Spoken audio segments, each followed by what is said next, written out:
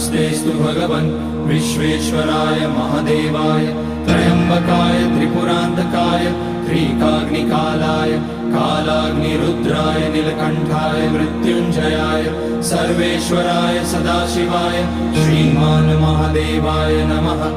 ॐ नमः शम्भवाय च मयोभवाय च नमः शङ्कराय च मयस्कराय च नमः शिवाय च शिवतराय च।